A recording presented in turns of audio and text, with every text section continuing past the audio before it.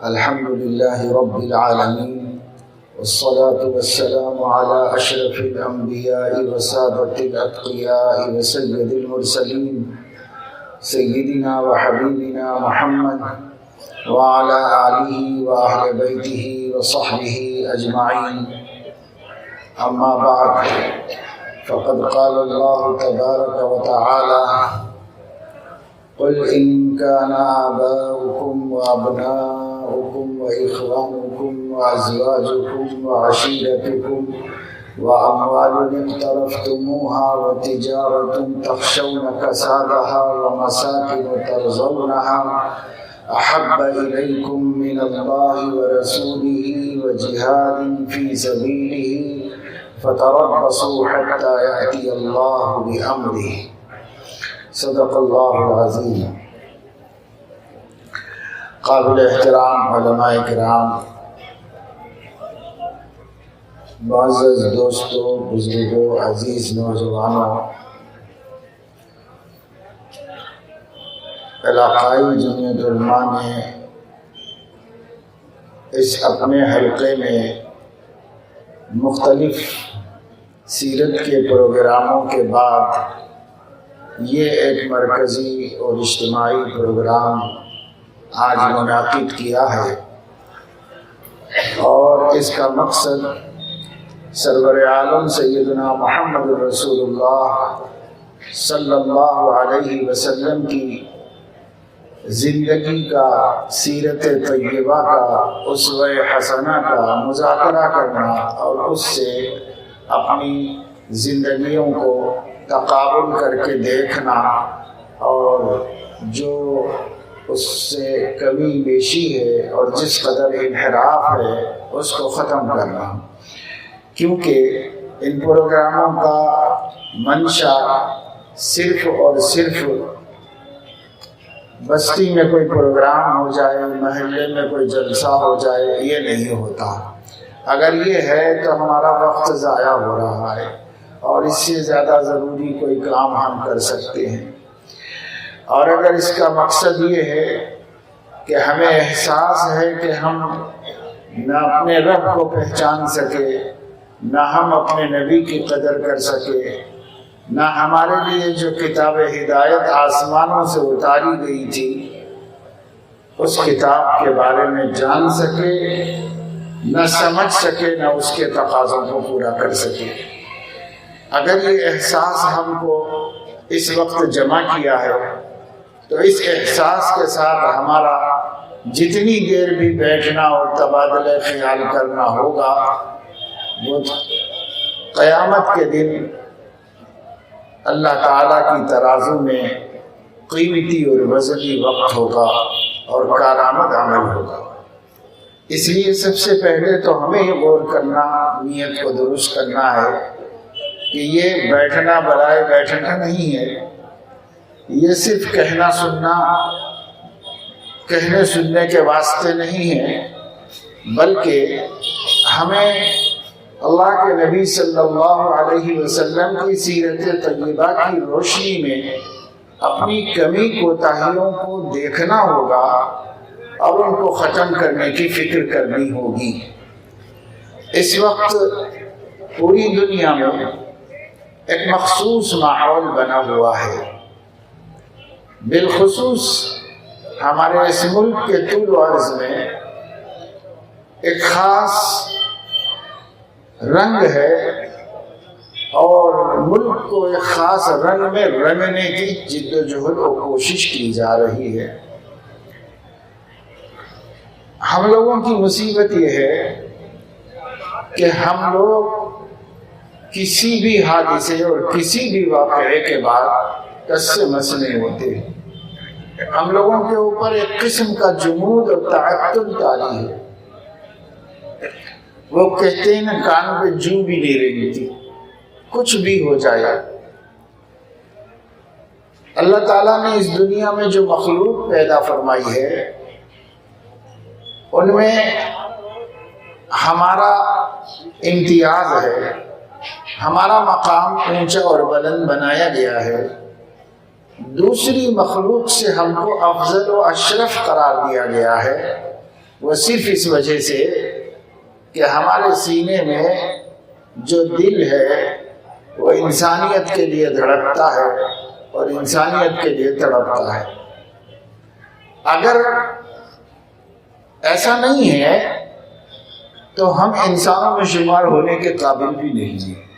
مسلمان ہونا تو اس سے بھی بہت آگے کی چیز ہے۔ ہر مسلمان پہلے انسان ہے۔ جب اس کی انسانیت ہی تکمیل نہیں پائی، جب اس میں انسانیت ہی صحیح طریقے پر پیدا نہیں ہوئی، تو پھر اسلام اس کے اندر کیسے اثر دکھائے گا؟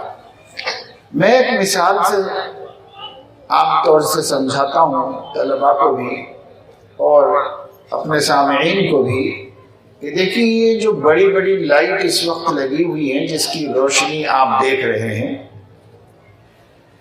یہ اس کے اندر یہ ایک بلب ہے۔ اس بلب کے اندر روشنی جگمگا رہی ہے اور یہ پورے ماحول کو روشن کر رہی ہے۔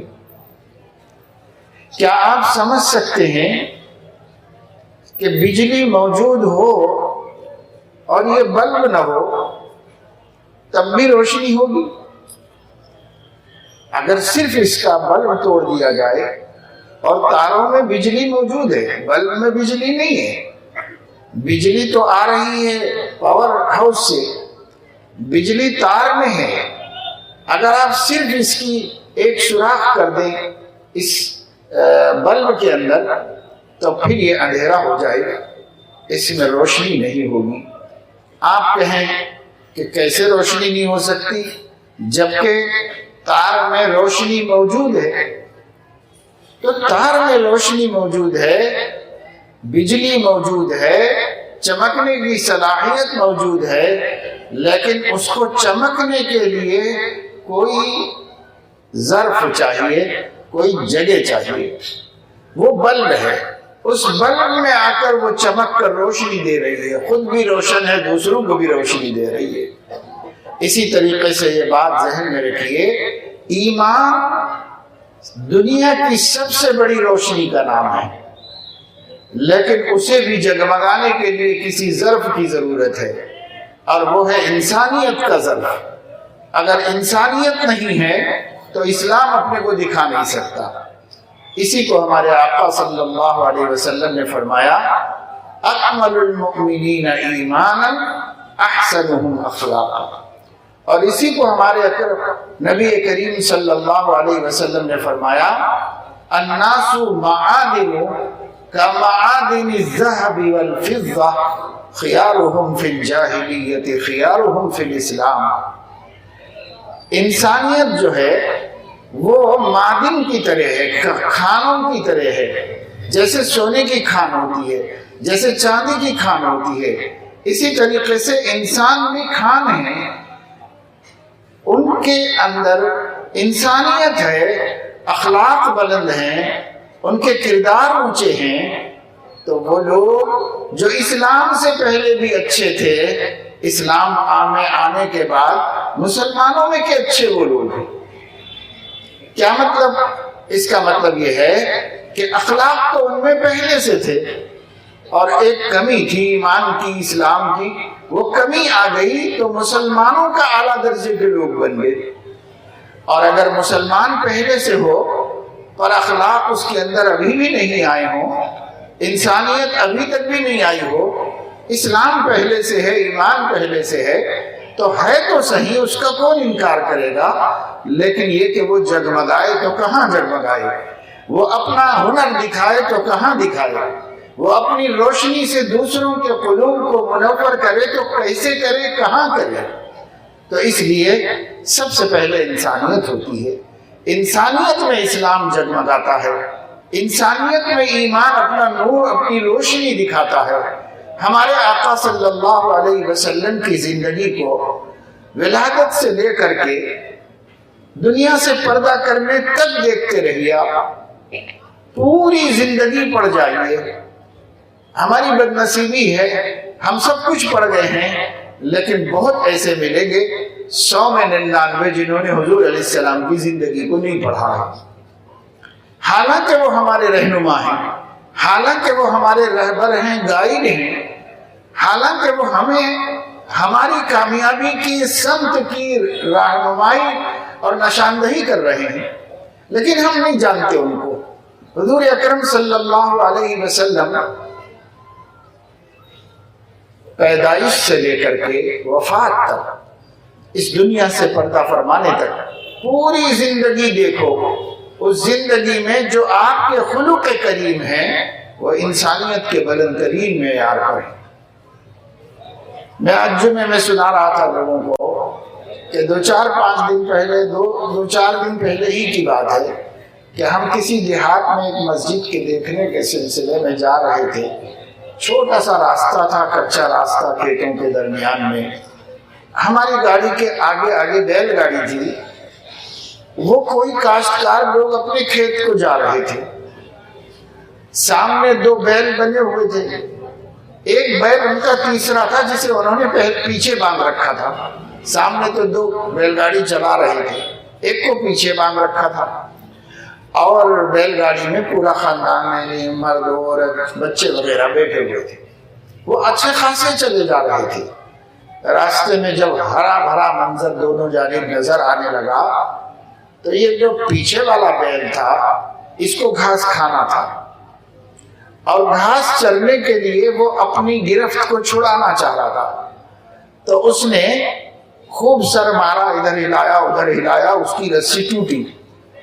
لیکن رسی ٹوٹی اتنے جھٹکے سے اس نے سر ہلایا تھا کہ اس کے مالک کی بیٹی جو اوپر بیٹھی ہوئی تھی وہ نیچے گر گئی، اور اس جھٹکے سے گھبرا کر کے جو بیل گاڑی کھینچ رہے تھے وہ بے قابو ہو کر کے تیز بھاگنے لگے۔ وہ بچی وہیں پر پڑی تڑپتی رہی۔ لیکن ہم نے دیکھا کہ یہ جو بیل چھوٹ کے نکلا تھا اس کو کچھ فرق نہیں پڑا، کہ وہاں جا کے اپنا چرنا شروع کر دیا، آرام سے پلٹ کے بھی نہیں دیکھا کہ کیا ہوا اسے۔ میں نے اپنے ساتھیوں کو بتایا ایک دل اس کے سینے میں ہے اور ایک دل ہمارے سینے میں ہے، اگر یہ دونوں برابر ہو جائیں تو دونوں بیل ہو جائیں گے، انسان نہیں رہیں گے، ہم باقی ہم بھی بیل ہو جائیں گے۔ کیوں کہ دیکھو ذرا احساس نہیں ہوا، کتنا نقصان مالک کا ہوا، اس کو ذرا احساس نہیں ہوا۔ وہ گرنے والی کا سر پھٹا، کیا ٹانگ ٹوٹی، کہ کیا تکلیف ہوئی یا مر گئی، بیل کو کیا مطلب ہے اس سے کہ کیا ہوا؟ وہ تو اپنا کام کر رہا ہے، اس کی زندگی کا اتنا مقصد ہے کہ ہرا چارہ ملے، خوب جی بھر کھائے، اس سے زیادہ اس کا کوئی مقصد نہیں ہے۔ وہ اپنے مقصد میں مست و مگن نظر آ رہا ہے، بالکل بھی نہیں ہے۔ اتنا بڑا ہیوڑا، اتنا بڑا جسم، اور اس جسم کے اندر بڑا سا دل، لیکن اس دل کو ٹیس نہیں ہے، احساس نہیں ہے، کسی کے دکھ درد کا اندازہ نہیں، اس لیے وہ بیل ہے۔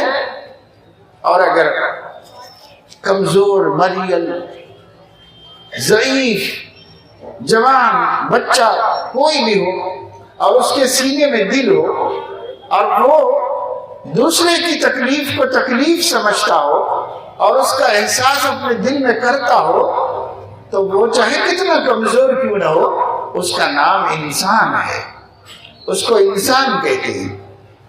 یہ جو اسلام آیا اور سیدنا محمد رسول اللہ صلی اللہ علیہ وسلم نے بندوں کو اللہ کی طرف بلایا، اس میں جو اصل چیز ہے وہ اللہ کی توحید کا اقرار، پیغمبر کی رسالت کا اقرار، اور آخرت وغیرہ سے متعلق چند عقیدے جو ہمیں دیے گئے ہیں، اور اس کے بعد کچھ عبادتوں کا ہمیں پابند کیا گیا ہے، نماز، روزہ، زکوٰۃ، حج، قربانی، جہاد فی سبیل اللہ وغیرہ، ان کا ہمیں پابند کیا گیا ہے۔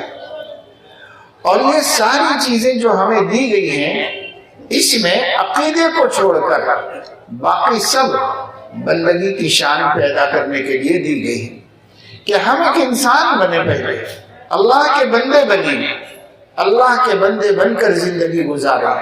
حضور اکرم صلی اللہ تعالی علیہ وسلم کی پوری زندگی ایسی تھی۔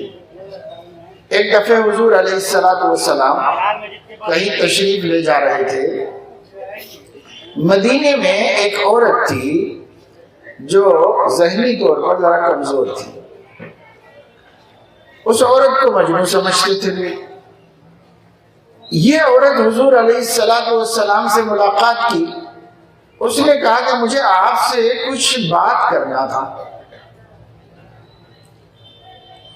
کوئی معزز شخصیت نہیں، ایک خاتون، کوئی زیادہ اہمیت نہیں، ظاہری طور پر بھی لوگ کہتے ہیں کہ ٹھیک نہیں، فٹ نہیں، پھرتی رہتی ہے، گھومتی رہتی ہے۔ ایسی ایک عورت امام الانبیاء صلی اللہ علیہ وسلم سے کہہ رہی ہے کہ مجھے آپ سے کچھ بات کرنا تھا۔ جواب مل رہا ہے سلیمی فی ای طریق شئتی، جس راستے پہ روک کے پوچھنا چاہتی ہے پوچھ لے، میں تو تم ہی لوگوں کی ہدایت کے واسطے ہوں، میں تو تمہارے مسائل کو حل کرنے کے واسطے ہوں، کہیں پوچھ لو مجھ سے، میں بتا دوں گا۔ یہ حضور اکرم صلی اللہ علیہ وسلم کی زندگی میں انسانیت کی معراج ہے۔ آپ صلی اللہ علیہ وسلم کو پتا چلا اوس اور خزرج کے لوگوں کے درمیان میں کسی مسئلے میں اختلاف ہو کر شدت اختیار کر گیا ہے۔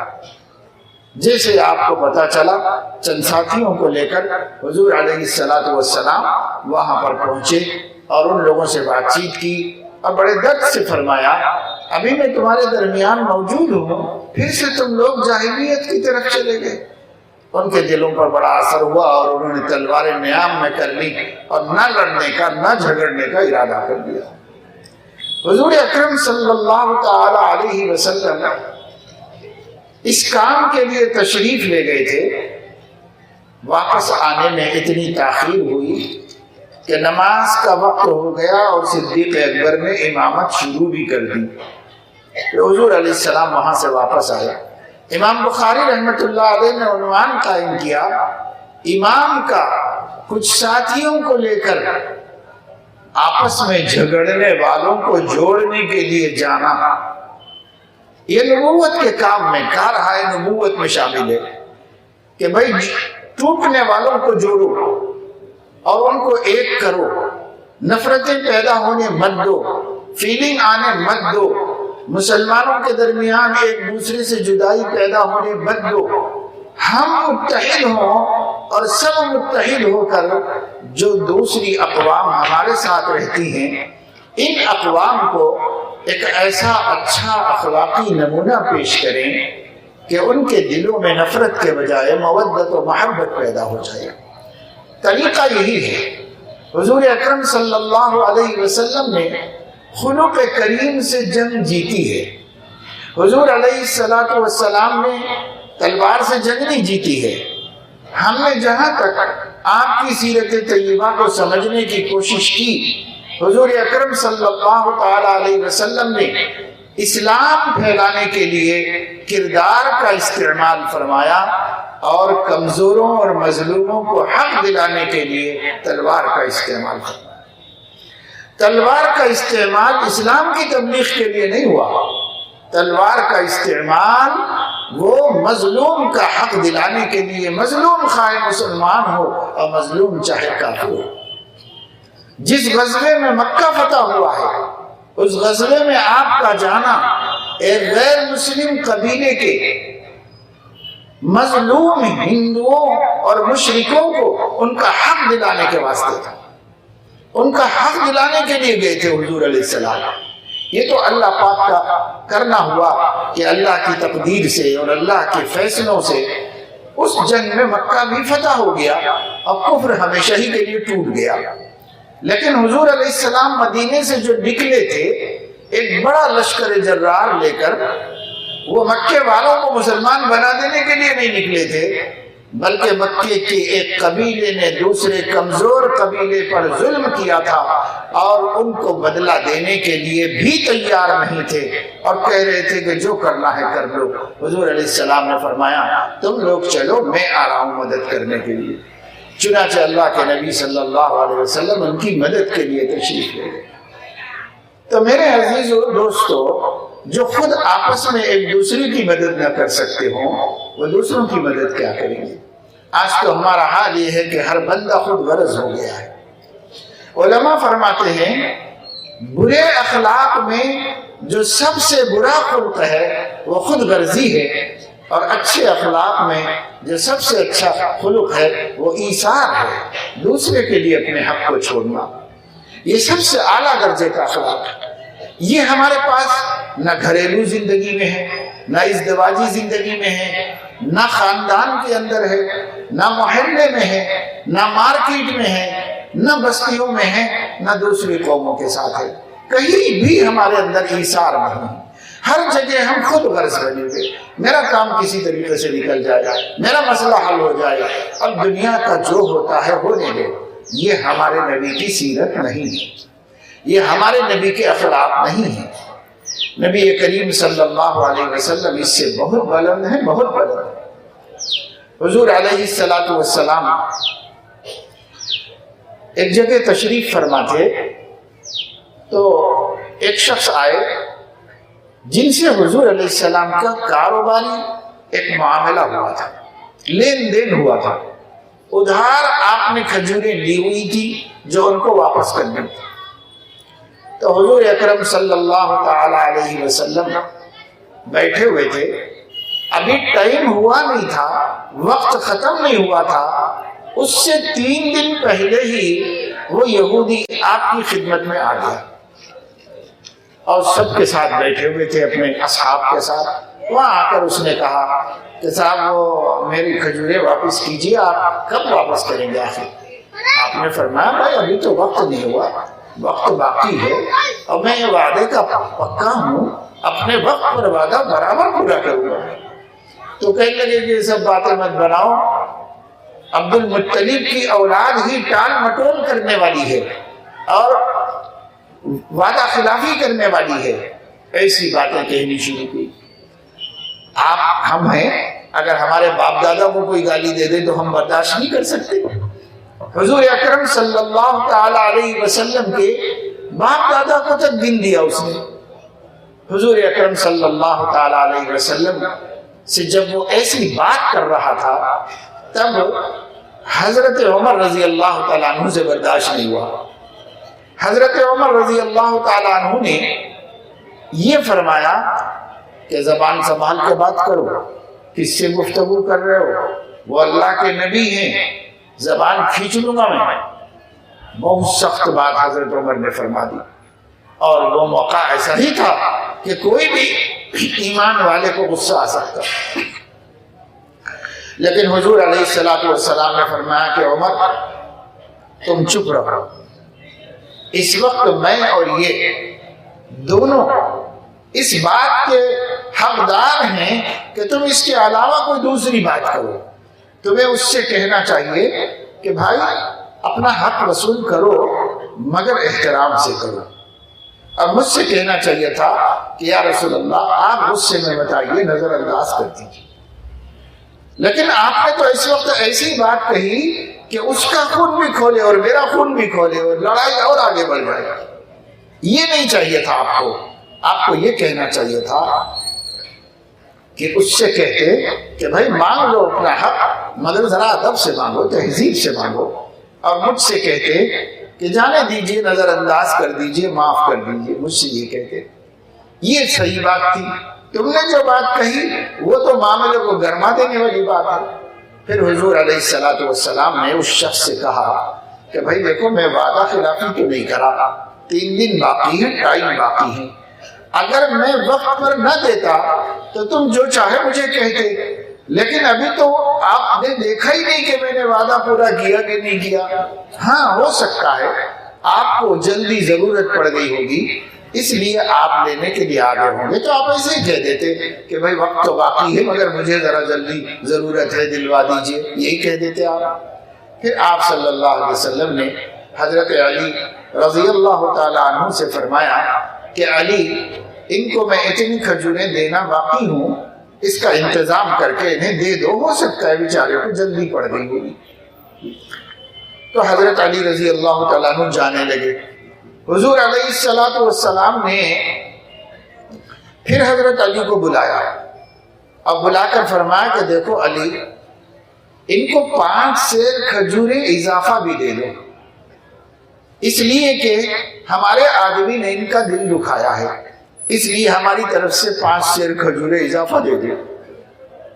کیا مطلب؟ حضرت عمر نے جو سخت بات کہی تھی کہ زبان کھینچ لوں گا، حضور علیہ السلام نے کہا اس کے بدلے میں 5 سیر کھجور اضافہ دے دوں ان کو، کیونکہ ان کا دل دکھا ہے، لہذا اس کا ہماری طرف سے تلافی کر دی جائے۔ تو دونوں مل کے آگے بڑھے تھے۔ پھر وہ جو یہودی تھے انہوں نے حضرت علی سے کہا کہ رکو، پھر وہ واپس آئے اور حضور علیہ السلام کے سامنے بیٹھ گئے اور انہوں نے کہا کہ یا رسول اللہ، میں آپ سے کھجوروں کا مطالبہ کرنے کے لیے نہیں آیا تھا، میں بڑا کاروباری ہوں، میرے پاس بہت کھجوریں ہیں، بہت بڑا کاروبار ہے، یہ اتنے سے آپ کے کھجور واپس لینے نہیں آیا تھا۔ میں نے تورات میں آپ کی 5 صفتیں پڑھی تھیں، 4 صفتیں ادھر ادھر سے آپ کے قریب میں رہ کر دیکھ چکا ہوں، بے عین ہی آپ کے اندر موجود ہیں۔ ایک صفت ایسی تھی جس کے بارے میں اللہ نے فرمایا تھا کہ جو آخری نبی ہیں ان کا جتنا غصہ بڑھاؤ گے اتنا ان کا حلم اور صبر بڑھتا جائے گا، جتنا غصہ بڑھاؤ گے اتنا صبر بڑھتا جائے گا۔ تو میں کچھ لین دین کیے بغیر آپ سے وہ دیکھ نہیں سکتا تھا، مجھے معاف کیجئے، میں نے صرف آپ کو پرکھنے کے لیے یہ لین دین کیا تھا اور یہ گستاخی کی تھی۔ اب آپ مجھے کلمہ پڑھائیے اور مسلمان بنائیے، اس لیے کہ جو آخری صفت تھی وہ بھی میں نے آپ کے اندر پائی۔ اب آپ کے سچے نبی ہونے میں کوئی شک شبہ مجھے نہیں رہ گیا ہے۔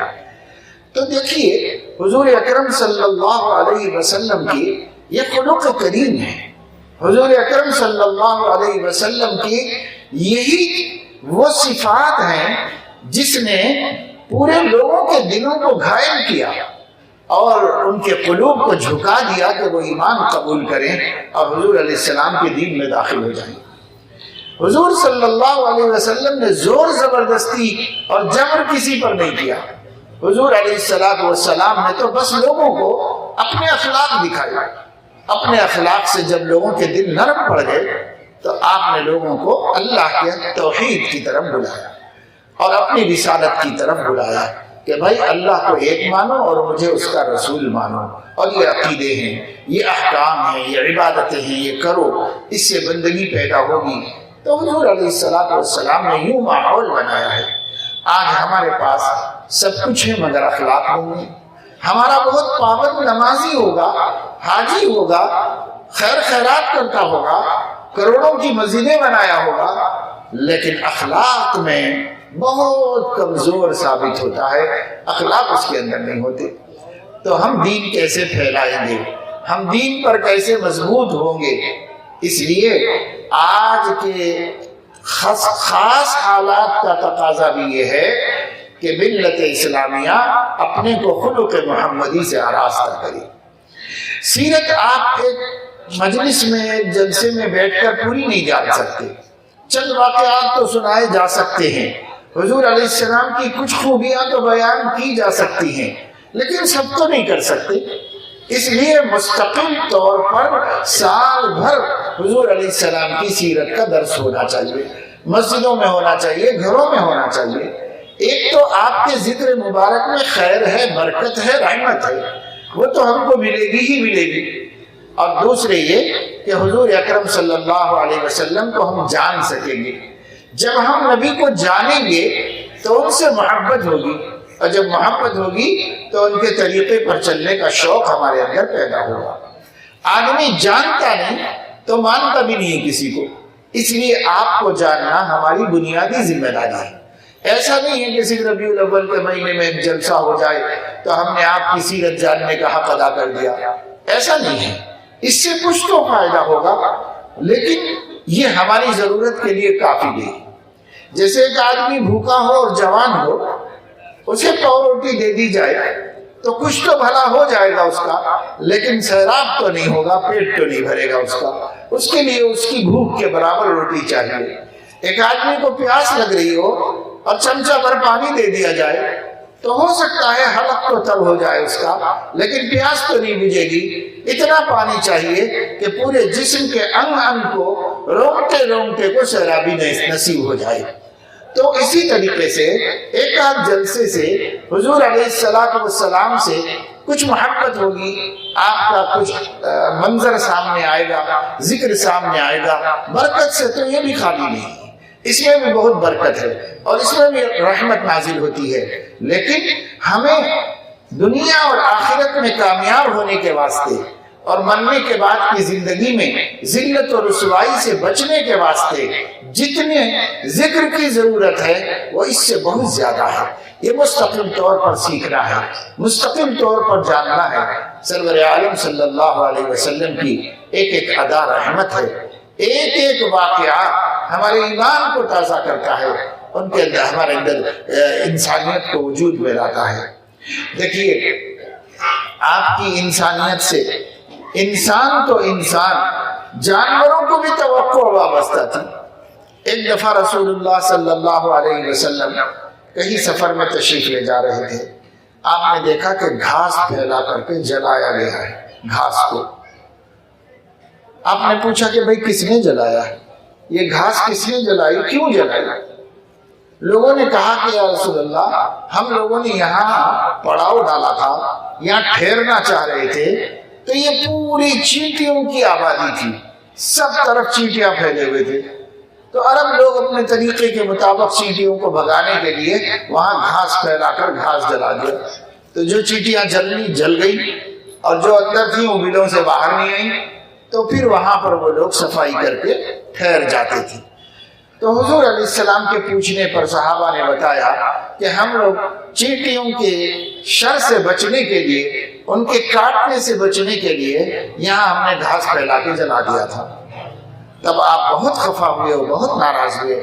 آپ صلی اللہ علیہ وسلم نے فرمایا کہ آگ بنانے والے اور آگ کے پیدا کرنے والے کے علاوہ کسی کے لیے جائز نہیں ہے کہ وہ کسی کو آگ سے عذاب دے، آگ سے تکلیف دے۔ کیوں تم لوگوں نے جلایا؟ یہ جلانا چیونٹیوں کو بھی یہ تمہارے لیے درست نہیں ہے اور یہ جائز نہیں ہے۔ یہ تو اللہ ہے جو آگ کا عذاب دیتا ہے، اور کوئی کسی کو آگ سے نہ جلائے اور کوئی کسی کو آگ سے عذاب نہ دے۔ ایک سفر میں تشریف لے جا رہے تھے، ایک چڑیا آپ کے سر کے اوپر بڑھلا رہی تھی، چون چون چون چون کر کے۔ حضور علیہ السلام رک گئے اور صحابہ پیچھے سے آ رہے تھے۔ جب آگے تو ان سے فرمایا کس نے اس ننھے دل کو دکھایا ہے؟ اس ننھے منھے دل کو کس نے دکھایا ہے؟ ایک صحابی آگے بڑھے اور انہوں نے اپنی چادر کھولی اور اس کے اندر بتایا چھوٹے چھوٹے چڑیا کے بچے تھے۔ انہوں نے کہا یا رسول اللہ ہم نے ایک درخت میں ایک گھونسلہ دیکھا، اس گھونسلے میں چھوٹے چھوٹے چڑیا کے بچے مجھے اچھے لگے تو میں لے کے آیا۔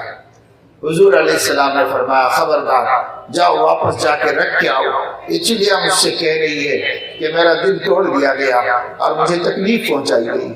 حضور علیہ السلام نے کہا کہ اس صحابہ نے پوچھا یا رسول اللہ کیا ہم سے ان مخلوقات کے بارے میں بھی سوال ہوگا؟ تو فرمایا ہر تر جگر رکھنے والی مخلوق کے حق تلفی کا سوال ہوگا قیامت کے دن، اللہ ان کے بارے میں آپ سے پوچھے گا۔ ایک جگہ سے گزرے حضور علیہ السلام، وہاں حضور علیہ السلام نے دیکھا کہ ایک اونٹ بڑی غمناک آواز نکال کر آپ کو بلا رہا ہے۔ تو آپ اس کے قریب میں گئے، اس کی گردن پہ ہاتھ رکھ کر کے اس کو تسلی دی، پھر اس نے کچھ کہا، آپ نے کچھ سنا، پھر آپ نے فرمایا من رب ھذا الجمل، اس اونٹ کا مالک کون ہے؟ تو ایک صحابہ آئے، کہا یا رسول اللہ میرا اونٹ ہے، کیا فرما رہے ہیں؟ حضور علیہ السلام نے فرمایا یہ اونٹ مجھ سے شکایت کر رہا ہے کہ جب میں جوان تھا تب بھی مالک مجھے اتنا ہی کام دیتا تھا، اب میں بوڑھا ہو گیا ہوں تب بھی میرے اوپر اتنا بوجھ ڈال رہا ہے۔ یاد رکھو تم اگر جانور پر اس کی طاقت سے زیادہ بوجھ ڈالو گے تو قیامت میں اللہ تم سے حساب لے گا اور تمہیں اس کا جواب دینا پڑے گا۔ ایک جگہ حضور علیہ السلام گزر رہے تھے تو وہاں پر آپ نے دیکھا کہ ایک صاحب کے گھر کے صحن میں ہرنی بنی ہوئی تھی، مادہ ہرنی بنی ہوئی تھی، کئی شکار کر کے لے کے آئے تھے، وہ لا کر کے باندھ کے رکھا ہوا تھا۔ اس نے کچھ کہا، آپ اس کے قریب میں گئے، اس نے پھر کچھ کہا، آپ نے کچھ کہا، اس نے کچھ کہا، جیسے دو آدمیوں کی بات چیت ہوتی ہے ایسے ہی ان دونوں کی بات ہوتی رہی، حضور علیہ السلام کی اور ہرنی کی۔ حضور اکرم صلی اللہ علیہ وسلم نے اس کی رسی کھول دی اور وہ چوکڑیاں بھرتی ہوئی جنگل کی طرف بھاگ گئی۔ پھر صحابہ نے پوچھا کہ یا رسول اللہ کیا ہوا، ہمیں تو کچھ سمجھ میں نہیں آیا، آپ دونوں کی کیا بات چیت ہوئی؟ حضور علیہ السلام نے فرمایا اس ہرنی نے مجھ سے کہا ہے کہ میرے بچے چھوٹے چھوٹے ہیں، اس لیے اگر شکار کیا تھا تو وہ مجھے ذبح کر دیتا تو قصہ ختم ہو جاتا، اللہ نے اس کی روزی بنایا مجھے، وہ کھا لیتا اور ذبح کر لیتا، لیکن یہ مجھے زندہ رکھا ہوا ہے رات سے، اور میرے بچے بھوکے ہیں، ان کو دودھ کون پلائے گا، میرا دل تڑپ رہا ہے اپنے بچوں کے لیے۔ تو حضور علیہ السلام نے فرمایا اگر میں تم کو کھول دوں تو تم جا کر بچوں کو دودھ پلا کے واپس آ جاؤ گی؟ تو اس ہرنی نے وعدہ کیا کہ میں واپس آ جاؤں گی، آپ اتنی مہربانی کر دی کہ میرے بچے تڑپ رہے ہوں گے، میں دودھ پلا کے آ جاؤں گا۔ تو حضور علیہ السلام نے کہا میں نے رسی کھول دی، اب دیکھو وہ آئے گی۔ سب لوگ وہیں پر ٹھہرے رہے۔ تھوڑی دیر کے بعد اطمینان سے چلتے ہوئے وہ آئی اور اسی جگہ کھڑی ہو گئی جہاں سے آپ نے رسی کھول کے بھیجا تھا اس کو۔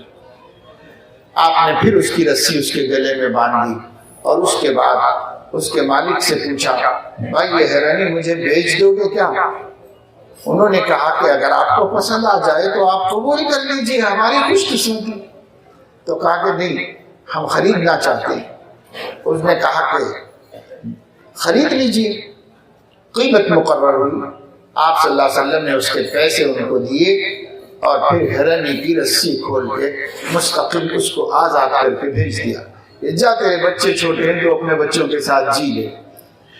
حضور اکرم صلی اللہ علیہ وسلم کی زندگی میں یہ واقعات آپ کو اس لیے بتا رہا ہوں کہ جس نبی کی طبیعت میں، اخلاق میں، مزاج میں اور قلب مبارک میں بے زبان مخلوقات کے لیے اتنی ہمدردی ہو، اور وہ مخلوقات بھی آپ سے امید رکھتے ہوں کہ اور تو کسی انسان کو بولنا بیکار ہے، رحمت للعالمین سے بولو تو مسئلے کا حل ہوگا، تو وہ آپ سے ذکر کرتے اور آپ ان کی مدد کرتے تھے۔ ہم اس نبی کی امت ہیں، ہمارے دل میں اپنی ماں کے لیے ہمدردی نہیں، ہمارے دل میں اپنے باپ کا مقام و مرتبہ نہیں، ہمارے دل میں اپنی اولاد کی خدمت اور ان کی صحیح تربیت کا جذبہ نہیں، ہم اپنی بیوی کے ساتھ صحیح نہیں رہ پاتے، ہمارا پڑوسی ہمارے وجود سے ناراض اور خفا ہے۔ کتنے لوگ ہیں کہ اپنے پڑوسی سے بیزار ہو کر محلہ چھوڑ کے چلے جاتے ہیں، کتنے لوگ ہیں جو مارکیٹ میں کاروبار میں ہمارے ساتھ کاروبار کرنے کے لیے تیار نہیں، ہم کسی کے پارٹنر ہوتے ہیں تو وہ ہمیں بہتر پارٹنر نہیں پاتا بلکہ بعد میں ہماری اس کی انبن ہو جاتی ہے۔ یہ ساری چیزیں کیوں ہیں؟ تو خلق محمدی کی کمی کی وجہ سے ہے۔ رسول اکرم صلی اللہ علیہ وسلم کی اخلاق ہمارے اندر ہوتے تو ہمارے درمیان میں یہ ساری خامیاں اور کمیاں نہ ہوتی۔ اس لیے سیرت طیبہ سے واقف ہونا ہر مسلمان کی بنیادی ضرورت ہے۔ ایک بہت بڑے عالم گزرے ہیں امام ابن قیم رحمۃ اللہ علیہ، وہ فرماتے ہیں کہ رسول اللہ صلی اللہ علیہ وسلم کی سیرت طیبہ کی مسلمانوں کو اس سے بھی زیادہ ضرورت ہے جتنا کہ بدن کو روح کی ضرورت ہے، اور جتنی کہ دیدے کو روشنی کی ضرورت ہے اس سے بھی زیادہ ایک مسلمان کو اپنے نبی کی سیرت طیبہ جاننے کی ضرورت ہے۔ لیکن ہم اس کے باوجود اس کی طرف کوئی دھیان نہیں دیتے، توجہ نہیں دیتے۔ اس لیے میرے دوستو بزرگوں، ہمیں حضور اکرم صلی اللہ علیہ وسلم کی سیرت طیبہ کو اچھی طرح جاننے کی کوشش کرنا چاہیے، ان کی زندگی کے واقعات اور قصص کو پڑھنا چاہیے۔ ہر واقعے میں عبرت ہے اور ہر واقعے میں سبق ہے۔ حضور اکرم صلی اللہ علیہ وسلم کا بچپن بھی ہمارے سامنے آئے گا، جوانی بھی ہمارے سامنے آئے گی، آپ کا بڑھاپا بھی ہمارے سامنے آئے گا، اور ہم لوگ بھی تین قسم کے ہیں، بچے بھی ہیں ہمارے جوان بھی ہیں اور ہمارے بوڑھے بھی ہیں۔ ہم بوڑھوں کو آپ کے بڑھاپے سے سبق لینا ہے، جوانوں کو آپ کی جوانی سے سبق لینا ہے، بچوں کو آپ کے بچوں سے سبق لینا ہے، آپ صلی اللہ علیہ وسلم کے بچپن سے سبق لینا ہے، اور اسے لے کر کے ہمیں ایک اچھا اسوہ حسنہ بننا ہے۔ دنیا میں کوئی بھی چیز اگر ماڈل کے طور پر پیش کی جاتی ہے تو آرڈر اس کے مطابق آنا چاہیے، اگر اس کے مطابق نہیں آئے تو ہم ریجیکٹ کرتے ہیں، قبول نہیں کرتے۔ ہم ایک کرتا سینے کے لیے درزی کو دیتے ہیں، اگر وہ جیسا ہم نے بتایا تھا ویسا نہیں سیا تو ہم اس کو نہیں لیتے، لڑتے ہیں اور اسی کے پاس پھینک کے چلے جاتے ہیں۔ اللہ پاک نے ہمیں اس دنیا میں زندگی گزارنے کا حکم دیا ہے۔ 50-60 برس عقل آنے کے بعد ہر انسان کو ملتے ہیں۔ یہ 50-60 برس حضور اکرم صلی اللہ علیہ وسلم کا ماڈل، ان کا نمونہ ہمیں دیا گیا ہے۔ اللہ فرماتے ہیں تم میرے محبوب کے جیسے بنو، تم میرے محبوب کے جیسے بن کر آؤ گے تو آخرت کی ہمیشہ کی زندگی کامیاب ہو جائے گی، اور اگر تم ان سے ہٹو گے اور کسی دوسرے کو اپنے لیے ہیرو بناؤ گے، کسی دوسرے کو اپنے لیے ماڈل بناؤ گے تو بنا لو، لیکن میرے پاس تو تم قبول نہیں ہو سکتے، اور میں تو تمہیں آخرت میں کامیاب نہیں کر سکتا۔ آخرت کی کامیابی کا مدار ہر مومن کا اپنے نبی کے اسوہ حسنہ پہ آ جانا ہے۔ عقیدے ان کے اسوے کے مطابق ہو جائیں، عبادتیں ان کے اسوہ کے مطابق ہو جائیں، معاملات ان کے اسوہ کے مطابق ہو جائیں، معاشرت ان کے اسوہ کے مطابق ہو جائے، اور ہمارے اخلاق ان کے اسوہ کے مطابق ہو جائیں۔ آپ لوگوں میں اکثریت اس بستی میں، اس محلے میں، اطراف و اکناف میں رہنے والے اکثر تاجر ہیں، مختلف کاروبار کرتے ہیں، یا پھر ان کاروبار کرنے والوں کے ہم محنت کرتے ہیں، مزدوری کرتے ہیں۔ یہ ہے، ہمیں مزدوری بھی کرنی ہے تو سنت کے مطابق کرنی ہے، ہمیں کاروبار بھی کرنے ہیں تو سنت کے مطابق کرنے ہیں۔ دیکھیے حضور اکرم صلی اللہ علیہ وسلم کی مجلس میں ایک صاحب بیٹھے ہوئے تھے، انہوں نے محسوس کیا کہ حضور صلی اللہ علیہ وسلم اس وقت میں بھوکے ہیں، کھانا نہیں کھایا ہے آپ نے، تو وہ خاموشی سے اٹھ کے چلے گئے اور اپنے گھر میں جا کے کچھ کھجوریں دیکھی تو ان کو 2 سیر کھجور ملے، تو 2 سیر کھجوریں لے کر آپ کی خدمت میں پیش کرنے کے لیے آ رہے تھے۔ راستے میں انہوں نے سوچا کہ یہ میرے پاس جو کھجوریں ہیں یہ بہت ردی قسم کی ہیں، خراب قسم کی ہیں، اور حضور علیہ السلام بڑے ہیں، ہمارے بزرگ ہیں، ہمارے نبی ہیں، ہم ان کو یہ کھجوریں پیش کریں اچھا نہیں لگتا، لہذا اچھی والی کھجوریں لے کے جانا چاہیے۔ تو انہوں نے ایک دکان پہ جا کر وہ 2 سیر کھجوریں دیں اور اس سے کہا کہ مجھے اچھی کھجوریں چاہیے، تو اس نے کہا کہ 1 سیر اچھی کھجور مل سکتی ہے، اتنے لے کے میں اچھی والی آدھے ہی دوں گا اس کے۔ انہوں نے کہا ٹھیک ہے کوئی بات نہیں، تو اب انہوں نے 1 سیر اچھی کھجوریں دے دی۔ یہ 1 سیر کھجوریں لے کے حضور علیہ السلام کے پاس آئے، کہا یا رسول اللہ میرا نذرانہ قبول فرما لیجیے، آپ اسے کھا لیجیے، تناول فرمائیے۔ تو حضور علیہ السلام نے فرمایا کہ تم تو اتنی اچھی کھجوریں نہیں لا سکتے، کہاں سے لے کے آئے ہو؟ اتنی اچھی کھجوریں کہاں سے لے کے آئے ہو تم؟ تو کہنے لگے کہ یا رسول اللہ واقعی میرے پاس تو نہیں تھی اتنی اچھی، لیکن مجھے رستے میں خیال آیا کہ آپ کو کیا اپنی ردی والی کھجوریں دوں، اس لیے میں یہ اچھی بدل کے لایا ہوں دکان سے۔ تو پوچھا کیسے بدلا، تو بتایا انہوں نے، میں 2 سیر دیا تو مجھے 1 سیر دیا۔ حضور علیہ السلام نے فرمایا خدا کے بندے یہ تو سراسر سود ہو گیا، یہ تو پورا کا پورا سود ہو گیا، اس لیے کہ جو ایک جنس ہے وہ تبادلہ کرنے میں کم زیادہ نہیں کی جا سکتی، کم زیادہ کرتے ہی پورا کا پورا معاملہ ربا بن کر، سود بن کر حرام ہو جاتا ہے۔ تو تم نے تو بہت غلط کام کیا۔ انہوں نے کہا یا رسول اللہ پھر ایسا کرنا ہے تو کرنا کیا چاہیے؟ آپ صلی اللہ علیہ وسلم نے فرمایا کہ ایسا کرو کہ کھجوریں لے کے واپس جاؤ، جس سے لیے ہو اس کو دے دو، اپنی کھجوریں اپنے قبضے میں لے لو، اس کی کھجوریں اس کو واپس کر دو، یہ معاملہ پورا ختم کر دو۔ یہ معاملہ پورا ختم ہو جانے کے بعد تم اپنی 2 سیر کھجوریں اس کو بیچو، بیچ کر پیسہ اپنے ہاتھ میں لے لو۔ جب پیسے پر قبضہ ہو جائے تو اس سے پوچھو کہ اتنے پیسے میں کتنی کھجور یہ والی مل سکتی ہے، وہ کہے گا 1 کلو مل سکتی ہے، تو پھر یہ پیسے دے کر 1 کلو خرید کے لاؤ، تو پھر وہ حلال ہوگا۔ پہلے والا طریقہ حرام، یہ دوسرا والا طریقہ حلال۔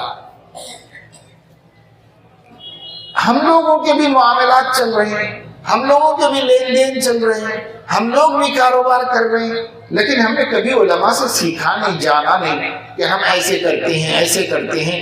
ایسا کرنا ہمارے لیے حلال ہو رہا کہ نہیں ہو رہا؟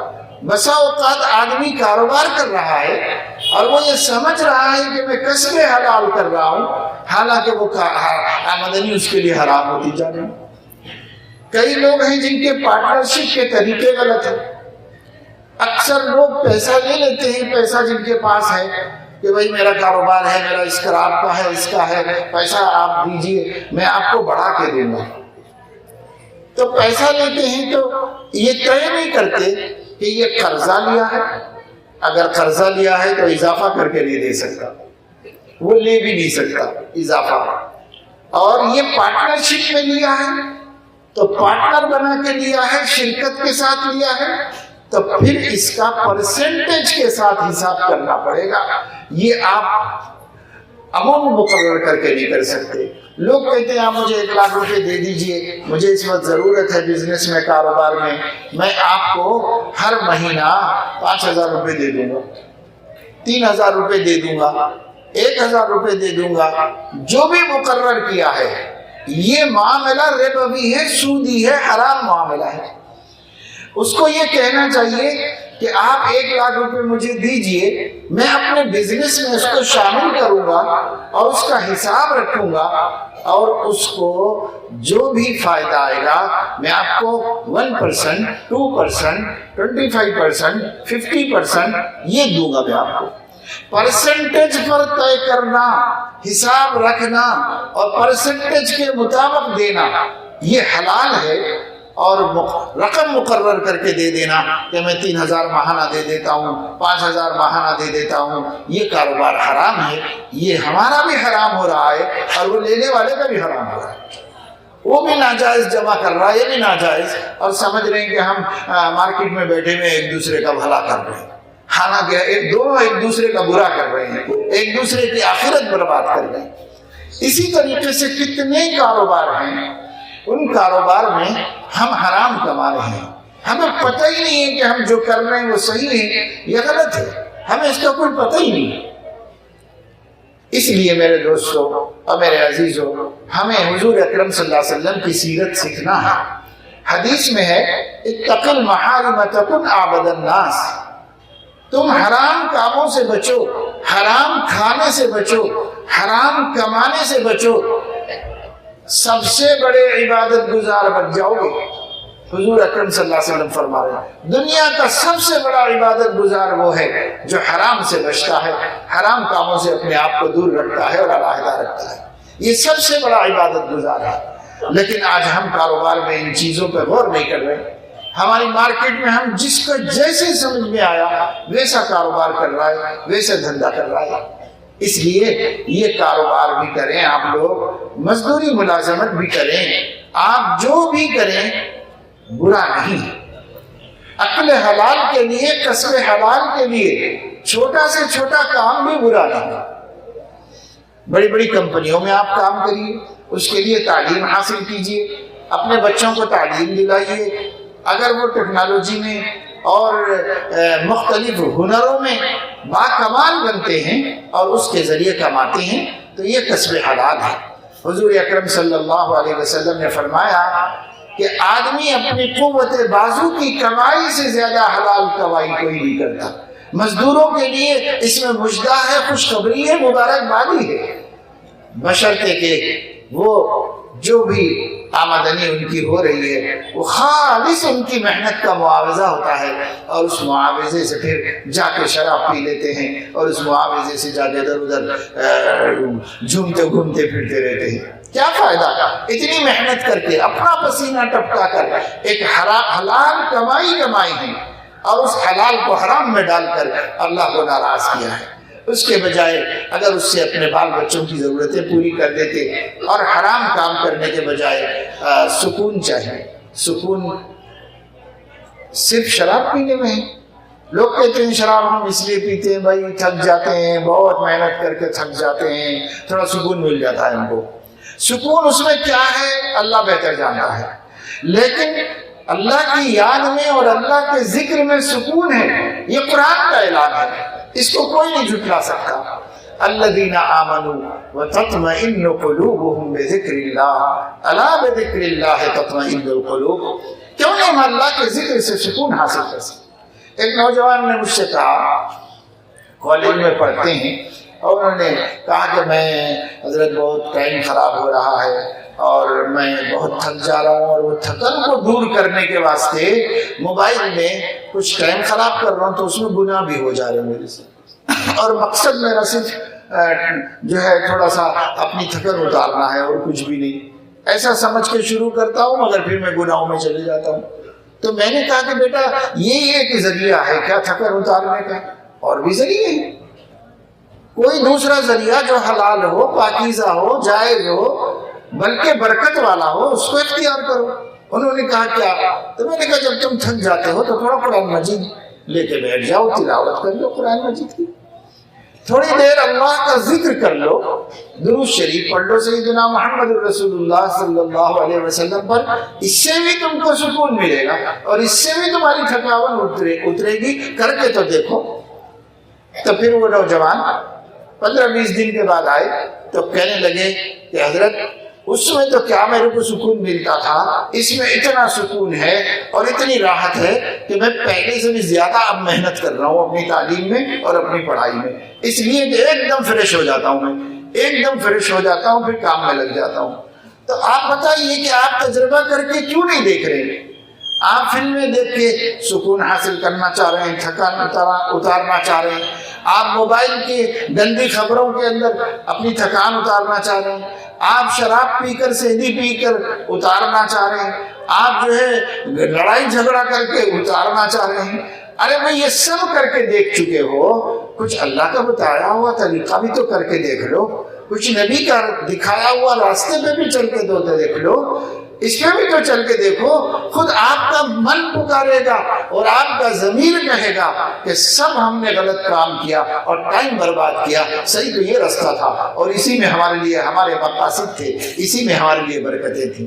کر کے تو دیکھے کوئی، لیکن ہم کرنے ہی کو تیار نہیں ہیں، اللہ رسول کی باتوں پر عمل کرنے ہی کو ہم تیار نہیں۔ ابھی حضور اکرم صلی اللہ علیہ وسلم نے ارشاد فرمایا ہے، میں قسم کھا کے کہتا ہوں معاف کرنے سے عزت بڑھتی ہے، عزت بڑھتی ہے۔ حضور علیہ السلام نے قسم کھا کے فرمایا، قسم کھانے کی ان کو کیا ضرورت تھی، وہ بول دیتے، یہی کافی تھا امت کے لیے، لیکن امت کو یقین دلانے کے لیے وہ کہہ رہے ہیں کہ میں قسم کھا کے کہتا ہوں معاف کرنے سے عزت ہی بڑھتی ہے، گھٹتی نہیں۔ لیکن ہم کیا کہہ رہے ہیں؟ ہم کہہ رہے ہیں ایسا معاف کرتے رہیں گے تو ہمارا جینا مشکل کر دیں گے لوگ، ایسا معاف کرتے رہیں گے تو یہ ہو جائے گا وہ ہو جائے گا۔ نہیں، حضور علیہ السلام فرما رہے کہ بھائی اگر کہیں کسی سے مقابلے کی نوبت آ جائے تو مقابلہ کرو، جب تم بدلہ لینے پر قادر ہو جاؤ تو اس وقت میں معاف کر دو اسے۔ یہ کمال کی بات ہے۔ ایک آدمی ہے جو معاف ہی کر سکتا ہے اور کچھ نہیں کر سکتا ہے، اس کا معاف کرنا کیا کمال ہے۔ ایک آدمی ہے جو بدلہ لے سکتا ہے، وہ معاف کر دے تو اس کا معاف کرنا کمال کی بات ہے۔ حضور اکرم صلی اللہ علیہ وسلم نے یہ صفات اور یہ اخلاق امت کو سکھائے۔ کسی کو بیکار رہنا آپ نے اجازت نہیں دی۔ آج ہماری بہت بڑی تعداد نوجوانوں کی بیکار ہے، نہ پڑھ رہے ہیں، نہ کوئی ہنر سیکھ رہے ہیں اور نہ کوئی کام کر رہے ہیں، کما رہے ہیں۔ بہت سے بیکار ہیں، جب پوچھو یہ کہتے ہیں کہ نہیں میں ابھی ذرا باہر جانے کی تیاری میں ہوں، باہر جانے کی کوشش کر رہا ہوں۔ 2 سال کے بعد پوچھو تو پھر وہی بولتا ہے، 3 سال کے بعد پوچھو تو پھر وہی بولتا ہے۔ ارے بابا یہ 3 سال میں کہیں کوئی کام تو شروع کرتے، وہ تیاری بھی ہوتی رہتی اور کچھ کام کر دے تو اتنا تو ہو جاتا کہ باہر کے پیسے نہیں کھاتے تھے، اپنا پیسہ گھر میں لے جا کر کے دے سکتے تھے۔ کام کرو۔ میں نے غیر مسلم آٹو والے سے پوچھا کہ آپ کیا کرتے ہیں؟ کبھی بہت برس پہلے کی بات ہے، آٹو میں بیٹھ کے کہیں جا رہا تھا، غیر مسلم ڈرائیور تھا، تو میں نے اس سے پوچھا کیا کرتے ہیں؟ تو وہ پھر اپنی بات خود ہی سے لمبی کر دیا اب وہ کہنے لگا کہ میں اصل میں گریجویٹ ہوں اور فلاں ڈگری میرے پاس ہے اور میں نے لیکچررشپ کے واسطے درخواست دی ہوئی ہے گورنمنٹ میں اور میں اس کے انتظار میں ہوں کہ کب وقت آتا ہے، کب انٹرویو ہوتا ہے. لیکن میں یہ سوچا کہ اتنے دن میں خالی رہ کے کیا کروں. میرے والد نے مجھے بڑی محنت کر کے پڑھایا ہے، تب تک تو وہی خرچہ کرتے رہے، اب میں نوکری کے انتظار میں بھی ان کا ہی کھاتے رہوں. اس لیے میں ایک صاحب سے ان کا آٹو منگ لیا ہوں، صبح سے تھوڑی دیر چلا لیتا ہوں، اخراجات نکل جاتے ہیں. یہ پیروی کرنے، یہ پھرنے کے لیے میں اخراجات اس سے نکال رہا ہوں اور کچھ دینا پڑتا ہے، کچھ کھلانا پڑتا ہے، یہ سب محنت کر کے میں جمع کر لے رہا ہوں. تو اس کو عقل ہے. ایک بینک کے اوپر میں نے ایک چوکیدار سے معلوم کیا تو اس نے بتایا کہ وہ گریجویٹ ہے اور اس نے سرکاری ملازم کو درخواست دی ہوئی ہے، خالی رہنے کے بجائے بینک میں چوکیداری کر رہا ہے اور تقریباً 18-20 ہزار روپے کی تنخواہ پا رہا ہے. تب آپ بتائیے کہ ہم لوگ کتنے ہیں جو جب پوچھو کچھ بتاتے ہیں، ہاں میں پڑھ رہا ہوں، ہاں میں پڑھ رہا ہوں، کیا کر رہے انجینئرنگ کر، کتنے پرچے باقی ہیں، یہ پوچھنا پڑتا ہے. اگر یہ نہ پوچھو تو یہ کہتے رہتے ہیں کہ ارے بھائی انجینئرنگ کتنی ہوگی، 6 سیمسٹر ہے، 3 برس میں ہو جانا چاہیے. ڈگری کے 3 سال ہے، 3 سالوں میں ہو جانا چاہیے، 6 سیمسٹر ہے. لیکن جب تفصیل پوچھو تو وہ پہلے میں بھی پرچے باقی ہیں، دوسرے میں بھی باقی ہے، تیسرے میں بھی باقی ہے. یہ ہے اب یہ حالات ہے. ایک صاحب نے اپنی بیٹے کی جو ہے رشتہ کرا لیا یہ کہہ کر کے کہ بچہ انجینئرنگ یہ سال کمپلیٹ کر رہا، تو ان سے خوب رشوت بھی لے لی، تقریباً 80,000 روپے. 25 سال پہلے کی بات ہے، گھوڑے جوڑے کے لے لیے 80,000 روپے. اور اس کے بعد جو ہے انجینئر کے نام پہ کر دی شادی. انہوں نے شادی ہو گئی. اس کے بعد ان لوگوں نے کہا بھائی ہمارا کنسٹرکشن ہی کا کاروبار ہے، اچھا ہے ہم کو ایک انجینئر مل جائے گا. لہذا انہوں نے اپنی کمپنی میں ان کو رکھ لیا. رکھ لینے کے بعد معلوم ہوا کہ صاحب ابھی ان کو ڈگری ہی نہیں ملی ہے، ہر سیمسٹر میں پرچے باقی ہیں. تو جھوٹ بولنا، دھوکہ دینا، کام نکال لینا، ہوشیاریاں کرنا، اس کو ہم دین سمجھے، اس کو ہم کامیابی سمجھ رہے. ایسے کامیابی نہیں ہوتی. کامیاب قوم میں دیانت ہوتی ہے، امانت ہوتی ہے، خوف خدا ہوتا ہے، انسانیت ہوتی ہے، دوسرے کا لحاظ ہوتا ہے، دوسرے کی تکلیف کا احساس ہوتا ہے. یہ کامیاب ہونے والی قوم کی علامتیں ہیں. یہ علامتیں ہمارے اندر نہیں. تو ہمیں پڑھنے کا بھی شوق ہونا چاہیے. پڑھنے کا شوق نہیں ہے، پڑھیے، اعلیٰ درجے سے پڑھیے، مقابلے میں پڑھیے، کمپٹیشن ہونا چاہیے. یہ ہمارے اندر پیدا کرے. جتنے بھی لوگ یہ چونکہ میں اس بستی میں ہوں، اس بستی کے بارے میں مجھے معلوم ہے کہ زیادہ تر یہاں بسنے والے بیوپار ہی کرتے ہیں، کاروبار ہے، مختلف کاروبار ہے یہاں کے لوگوں کے، اور الحمدللہ اللہ پاک دے بھی رہا ہے، کما بھی رہے ہیں. لیکن میں آپ سے یہ گزارش کرنا چاہتا ہوں کہ آپ کبھی یہ نہ سوچیں کہ ہم لوگوں کا تو کاروبار ہے اور ماشاءاللہ جمع ہوا ہے، اب بچہ ذرا قابل ہوا تو اس کو بٹھا دینا اور اس کو بھی اپنے کاروبار میں لے لینا، وہ بھی کاروبار شروع کرے گا، مدد مل جائے گی. کبھی ایسا نہ سوچنا. اپنے بچے کو کاروبار میں ضرور لو، لیکن گریجویشن کے بعد لو. پڑھانا چاہیے. پڑھا ہوا مزدور، پڑھا ہوا تاجر، پڑھا ہوا ملازم، پڑھا ہوا ہر شخص، اس کی شان ہی کچھ اور ہوتی ہے، اس کا مقام اور اس کی عزت ہی کچھ اور ہوتی ہے. اس لیے اپنے بچوں کو پڑھاؤ، پڑھانے کے بعد کاروبار میں لگاؤ.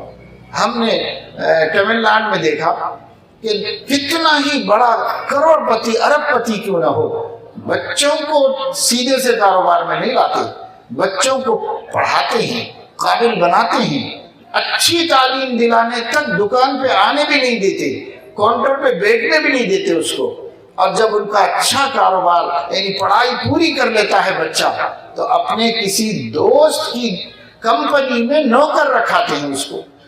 حالانکہ سیٹ ہے، اس کے باپ کے پاس خود کروڑوں کا آفس موجود ہے اور بڑے بڑے کاروبار ہیں، لیکن وہ پہلے دوست کی کمپنی میں نوکر رکھاتے ہیں.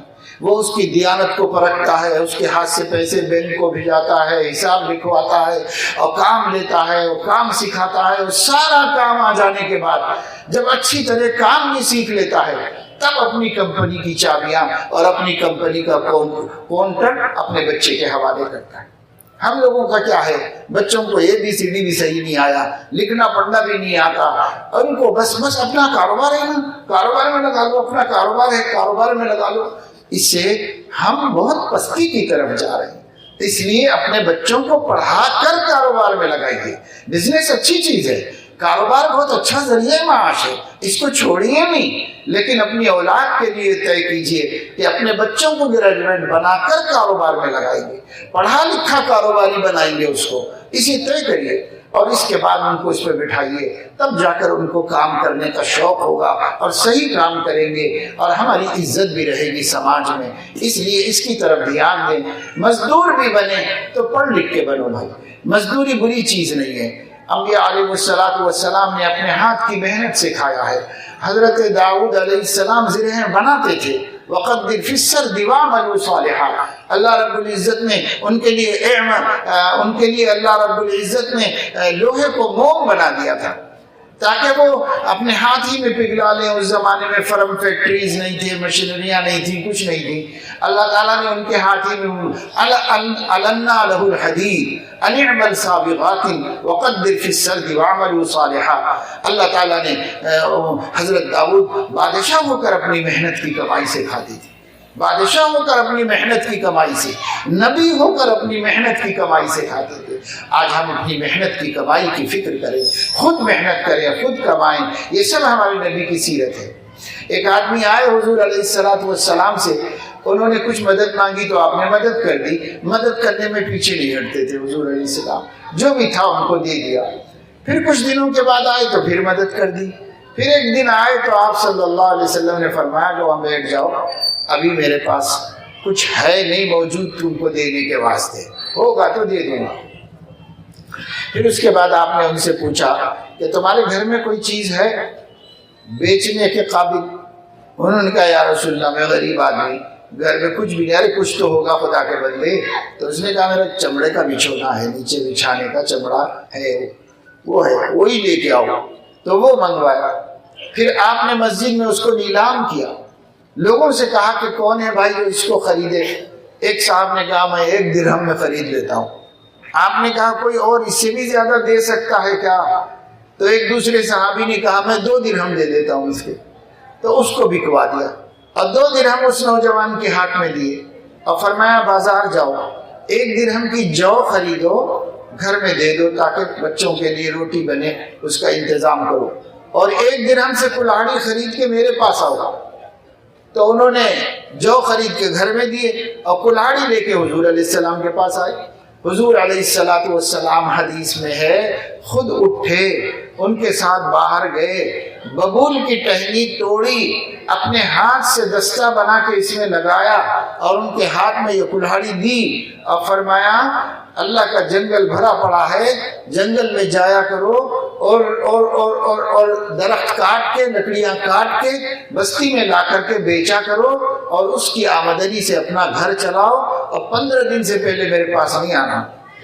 تو حضور علیہ السلام نے ان کو کام پہ چڑھایا، وہ کام پہ گئے اور 15 دن کے بعد آئے۔ تو حضور صلی اللہ علیہ وسلم نے پوچھا کیا حال ہے بھائی تمہارا؟ کہنے لگے یا رسول اللہ اللہ آپ کا بھلا کرے، اب تو میرے گھر میں اتنا ہے کہ کسی اور کو بھی دے سکتا ہوں، کسی محتاج کو دے سکتا ہوں، کسی ضرورت کو، اتنا ہے، روز کما رہا ہوں۔ پھر حضور مسکرائے فرمایا دیکھو وہ مان کے کھانا اچھا طریقہ تھا، یہ کہ اپنی محنت سے، اپنے قوت بازو کی کمائی سے کھانا اچھا طریقہ ہے۔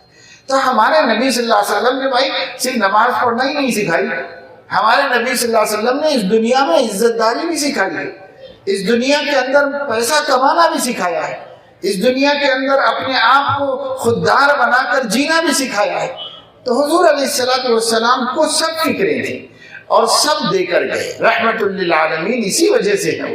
انہوں نے پورے عالم کو ایسی خوبیاں دی اور ایسے کمالات دیے کہ سارا عالم اس سے فائدہ اٹھا رہا ہے۔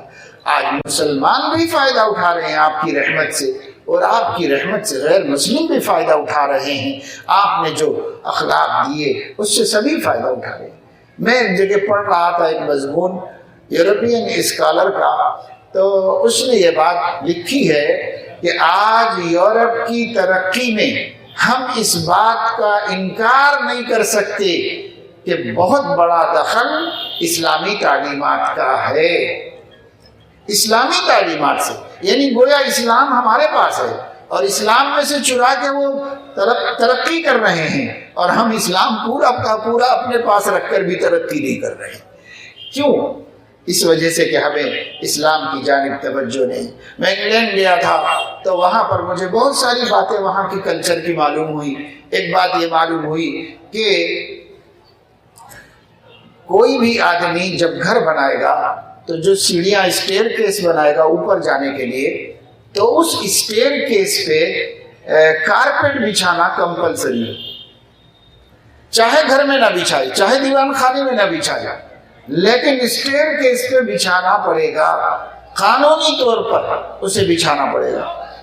تو پوچھنے پر معلوم ہوا کہ صاحب اسٹیئر کیس لکڑی کا ہوتا ہے اور لکڑی پر یہ لوگ بوٹ پہن کے چلتے ہیں تو آواز آتی ہے جس سے پڑوسیوں کو تکلیف ہوتی ہے، اس لیے وہاں کی تہذیب میں اس کو کمپلسری کر دیا گیا کہ جب تک آپ کے سیڑھیوں کے اوپر آپ کارپیٹ نہیں بچھائیں گے آپ کو اس گھر میں رہنے کی اجازت نہیں دی جائے گی۔ گورنمنٹ سے گھر بنانے کے بعد لینا پڑتا ہے پرمیشن، وہ آ کے دیکھتے ہیں، اس میں کوئی ایسا کام تو نہیں کیا جس سے پڑوسی کو تکلیف ہوتی ہے، اس کے بعد اجازت ملتی ہے کہ اب آپ اس گھر میں اتر سکتے ہیں، آ سکتے ہیں اس گھر میں۔ یہ تعلیم تو حضور اکرم صلی اللہ علیہ وسلم نے دی ہے اور وہیں سے لی گئی ہے، اور کہیں ہے تو نہیں، جہاں کسی کے پاس بھی نہیں ہے، کسی نے بھی اگر لی ہے تو ہمارے آقا کے اخلاق سے، ان کی تعلیمات سے لی ہے۔ تو ہم تو جانتے بھی نہیں نا کہ حضور علیہ السلام نے ہم کو کیا کیا سکھایا ہے، کیسی کیسی تعلیمات دی ہیں۔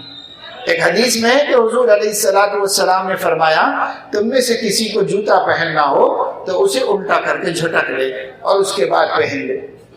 کیوں؟ اس لیے کہ ہو سکتا ہے اس میں کوئی کیڑا بیٹھا ہوا ہو، کوئی چیز ہو جو ہم پیر ڈالتے ہی ہم کو ڈس لے اور ہمیں تکلیف ہو جائے۔ تو اللہ کے نبی صلی اللہ علیہ وسلم نے کیا نہیں ہم کو سکھایا ہے، ہر چیز سکھایا ہے۔ ترمذی شریف میں حدیث ہے کہ سلمان فارسی رضی اللہ تعالیٰ عنہ سے ایک یہودی نے تانا دینے کے لیے کہا کہ یعلمکم نبیکم کل شیء حتی الخراء، اب تمہارے نبی بھی عجیب نبی ہیں کہ پیشاب پخانے کو جانا، استنجا لینا بھی سکھاتے ہیں۔ یہ تانا دینے کے لیے کہا۔ انہوں نے اس کے جواب میں فخر سے اسی کو دہرا دیا، ہمارے نبی ماشاءاللہ بہت بڑے نبی ہیں، پیارے نبی ہیں، محبوب نبی ہیں، جو اپنی امت کو پیشاب پخانہ کرنا بھی سکھاتے ہیں۔ آج ہمارا حال تو یہ ہو گیا ہے کہ کوئی ذرا اعتراض کرتے ہی ہم خود شرمندہ ہوتے ہیں۔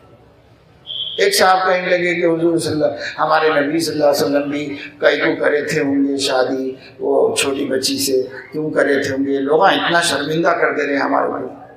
تو بھائی تو کیا، تیرا ایمان کیا، تیرا حب رسول کیا، تجھے اتنا ہی نہیں معلوم ہو سکا کہ کیوں کیا تھا، کیا غلطی کی تھی، جرم کیا تھا؟ اگر یہ کوئی سماجی غلطی بھی ہوتی، شرعی تو تھی ہی نہیں، اگر کوئی سماجی غلطی بھی ہوتی اس وقت سماج میں ان کے دشمنوں کی کمی نہیں تھی، اسی وقت ایشو بنا کر کے اسی مسئلے میں سب کچھ ختم کر دیتے وہ لوگ۔ لیکن چونکہ اس سماج میں بھی یہ کوئی غلط کام نہیں ہوا، کوئی عیب کا کام نہیں ہوا تھا، اس سماج نے کبھی اس کے حوالے سے آپ پر انگلی نہیں اٹھائی۔ اب اس دور میں جا کے لوگ انگلی اٹھا رہے تو ان کو اٹھانے دیجئے، مسلمان خود بھی شرمندہ ہے، مسلمان کا خود بھی دل مطمئن نہیں۔ میرے دوستو، میرے عزیزو، یہ سب جہل ہے، جہل کے کرشمے ہیں۔ ذرا ہم نے دین کا علم حاصل نہیں کیا، ہم نے سیرت طیبہ کا علم حاصل نہیں کیا۔ اگر ہم حضور اکرم صلی اللہ تعالی علیہ وسلم کی سیرت طیبہ کا علم حاصل کیے ہوتے تو ہم خود لوگوں کو جواب دینے کے قابل ہوتے، ہم خود جواب دینے کے قابل ہوتے۔ ایک نو مسلم یہودی گزرے ہیں محمد اسد، انہوں نے کتاب لکھی اپنی اسلام لانے کے، کیسے وہ مسلمان ہوئے اور کیسے اسلام میں داخل ہوئے۔ اس کے اندر انہوں نے ایک واقعہ لکھا ہے، یہ میرے دل میں اسلام کا بیج کس دن جم گیا تھا، پڑ گیا تھا۔ سب سے پہلا امپریشن جو ان کے دل میں تھا بیٹھا وہ واقعہ ہے۔ وہ کہتے ہیں کہ میں یورپ کے ایک بہت بڑے اخبار کے لیے مشرق وسطیٰ میں مڈل ایسٹ میں رپورٹر تھا اور وہاں پر رہتا تھا. وہ ایک بڑے یہودی عالم کے بیٹے تھے اور ان کے باپ نے انہیں بہت تعلیم دلائی تھی, مذہبی تعلیم بھی اور اس زمانے کے سب مذہبوں کی تعلیم, اسلام کی بھی تعلیم انہوں نے پڑھی ہوئی تھی. تو لیکن ان کو دلچسپی نہیں تھی مذہبیات سے, مذہب کی چیزوں سے. تو فیشنیبل نوجوان تھے, تو اس طرح اس ہٹ گئے راستے سے, اپنے باپ کے راستے سے ہٹ گئے تھے. تو انہوں نے کہا کہ میں ایک مرتبہ مصر میں سفر کرنا, ٹرین میں بیٹھ کر ایک شہر سے دوسرے شہر کو جا رہا تھا. اس زمانے کی ٹرینیں ٹوٹی پھوٹی پرانی جیسی اس زمانے میں ہوتی تھی وہ ٹرین, اور اس ٹرین میں سب کے سب مسلمان, یہ ایک یہودی اور بہت نفرت رکھنے والے مسلمانوں سے, یہ بھی اس کے اندر چڑھے. تو بیٹھنے کے لیے کھڑے رہے, جب ضرورت پڑی ایک سیٹ پہ بیٹھ گئے. اب دوسرے گاؤں کے مسلمان بھی آ کے بیٹھ گئے اس میں, میلے کچیلے کپڑے, اس زمانے کے عرب جیسے رہتے تھے, اور انہوں نے نقشہ بھی کھینچا ہے اس طریقے سے. یہ سامنے بیٹھا, ادھر ایک بیٹھا, ادھر ایک بیٹھا. تو ایک بدو آ کے میرے سامنے کی سیٹ پہ بیٹھ گیا. اسے دیکھ کے مجھے گھن ہو رہی تھی, اس کے بال, اس کے کپڑے, اس کا پسینہ, اور ایک میلی گٹھڑی نیچے رکھ کے بیٹھا ہوا تھا.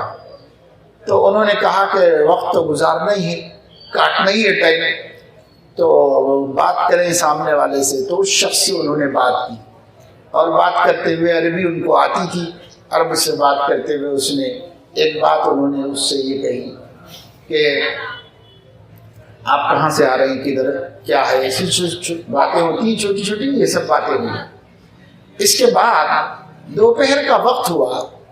اس بدو نے, جس سے ان کو دیکھ کے چڑ ہو رہی تھی اور بہت نفرت سی لگ رہی تھی, اس بدو نے سیٹ کے نیچے سے اپنی گٹری کھینچی اور اس میں سے ایک موٹی سی روٹی نکالی. بھوک کا وقت ہو رہا تھا, کھانے کا ٹائم. اس نے روٹی نکال کر اس کو 2 ٹکڑے کیا اور ایک روٹی ہتھیلی میں رکھ کے ان کی طرف بڑھا دی, ایک ٹکڑا. اب کہا کھا لیجیے. انہوں نے کہا نہیں آپ کھا لیجیے. انہوں نے کہا نہیں, صبح سے آپ بھی بیٹھے, میں بھی بیٹھا ہوا ہوں, روٹی آپ نے بھی نہیں کھائی, میں بھی نہیں کھایا, تو ایک آپ کھا لیجیے, ایک ٹکڑا میں کھا لیتا ہوں. اتنے خلوص سے اس نے پیش کیا کہ وہ یہ کہتے ہیں کہ میں لینے پہ مجبور ہو گیا, اخلاقاً لے لیا. اب وہ جتنی بھی نفرت تھی دل میں, وہ نفرت, وہ آدھی روٹی بھی ٹوٹ گئی, ختم ہو گئی. اب مجھے ذرا اس کی طرف دلی لگاؤ ہوا, جھکاؤ ہوا. آخر ایک انسان ہے, دوسرے انسان کے لیے اس نے کتنا جذبہ اپنے اندر رکھا ہوا ہے. آخر میری بھوک کو اس نے کیسے محسوس کیا, یہ سب چیزیں دل میں آئیں, نرم پڑے, تھوڑا سا دل جھکا اس کی طرف. روٹی کھائی انہوں نے, اس نے بھی کھائی, پھر جیسا تیسا پانی اس نے دیا تھا وہ پانی بھی پیا انہوں نے. پھر اس کے بعد ان سے کہا میں آپ سے ایک سوال کرنا چاہتا ہوں, آپ جواب دیں گے؟ تو اس بدو نے کہا کہ کیا ہے؟ کہا اسلام کے بارے میں ایک سوال ہے. تو وہ کہنے لگا کہ دیکھیے اسلام کے بارے میں تو میں عالم نہیں ہوں, میں محنت کرنے والا مزدور آدمی ہوں, پڑھا لکھا نہیں ہوں, میں جواب تو نہیں دے سکتا. البتہ جب ہم اتریں گے تو میں ہمارے عالم صاحب سے ملاؤں گا آپ کو, وہ آپ کے سوال کا جواب دیں گے. تو اس نے کہا, انہوں نے کہا کہ میں نے اس سے کہا کہ بھائی میں علماء سے تو بہت بات کر چکا ہوں, میں تم سے سننا چاہتا ہوں, آپ سے جاننا چاہتا ہوں میں. تو پوچھا کیا جب سوال؟ سوال یہ ہے کہ آپ کے مذہب میں کہا گیا ہے کہ یہودیوں اور عیسائیوں کی بچیوں سے نکاح کر سکتے ہیں, لیکن مومن بچی کو یہودی اور عیسائی سے نکاح نہیں کر سکتے, نہیں دے سکتے. تو یہ تو ناانصافی ہے نا. آپ لوگ کہتے ہیں ہمارے نبی عادل ہیں, ہمارا رب عادل ہے, ہمارا دین عادل ہے, تو یہ کہاں عدل ہوا بھائی؟ یا تو دونوں کے لیے ناجائز کر دیتے یا دونوں کے لیے جائز کر دیتے. ہماری بیٹیاں تو آپ لوگ کر لیتے ہیں, لیکن آپ کی بیٹی ہمیں نہیں دیتے, اسے ناجائز کہتے ہیں. اس کے بارے میں آپ کیا بول سکتے ہیں؟ اس کا ریزن, اس کی وجہ آپ کیا بتا سکتے ہیں؟ اس نے کہا بھائی یہ تو بہت علمی سوال ہے, ہمارے علماء ہی دے سکتے ہیں اس کا جواب, لیکن میرے دل میں ایک بات آتی ہے, وہ میں آپ کو بتا دیتا ہوں.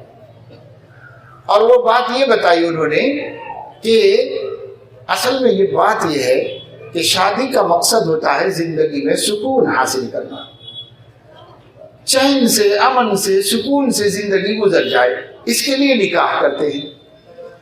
اب اگر کوئی بیٹی کسی کے گھر میں جائے اور وہاں اس کو سکون نہ ملے تو اس کو اس گھر میں نہیں بیچنا چاہیے، اور جس گھر میں اس کو سکون ملتا ہے اس گھر کے اندر اسے بھیجنا چاہیے۔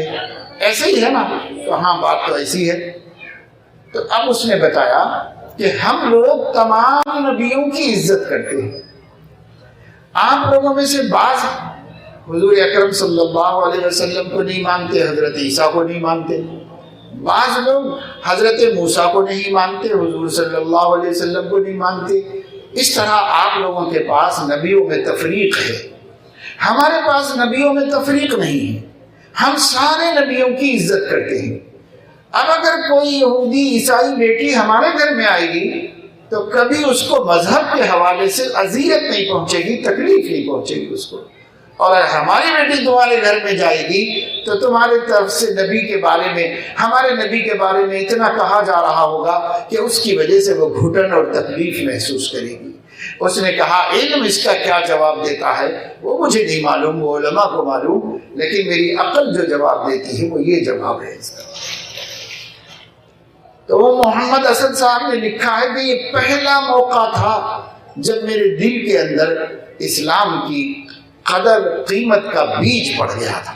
پھر بعد میں کچھ اسباب ہوتے چلے گئے، پھر وہ مسلمان ہوئے اور بہت بڑے اچھے اسکالر بنے، اسلام کے بڑے قابل آدمی تھے، بڑے پکے مسلمان۔